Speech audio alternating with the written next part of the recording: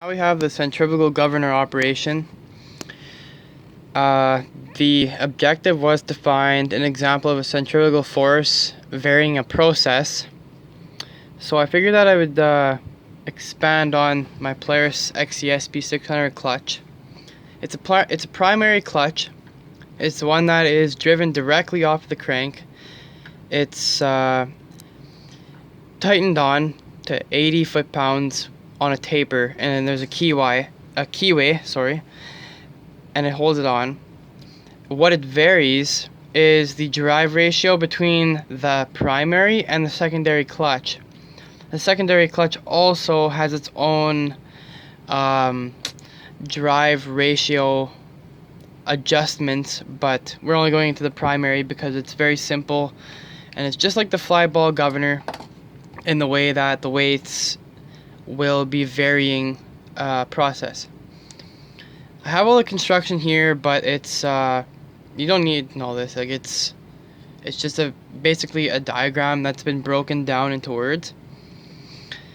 So my example is a Polaris XCSB 600 clutch. The adjustment is the engagement adjusted by the clutch spring, different factory tension set. The spring specs that I use is 120 310 to 165 310. The first number is a number in foot-pounds, which the spring starts to engage and to compress, and thus the weights start to ride in the ramps that are in the clutch. The second number is the max foot-pounds the spring can handle. That's where the power ends with the spring. It effectively limits the operating speed of which the clutch system powers. What I'm trying to get at is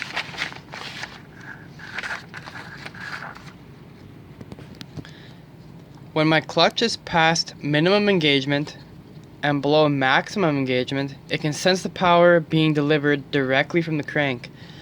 The process is then used to move the outer clutch sheave inwards to vary the drive ratio between the two clutches, like as the belt rides up the clutches, the two inner clutch sheaves on the primary. Similar to how the weights on a centrifugal steam governor work. The weights move outwards and the steam valve closes. This can effectively vary the steam flow based on two factors. The centrifugal weights, it's three factors. The centrifugal weights, the spring tension, and the tension on the spring.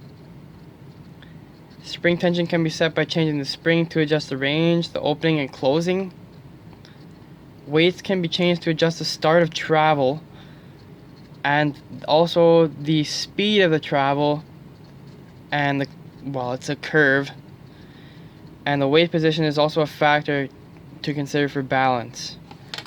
The weight position in relation to the center of the shaft that the clutch is on. So that should be, I think I might have another page. Yeah, these are just specs, but I don't think I need to go into this. You have the picture here, so alright, I think that wraps it up.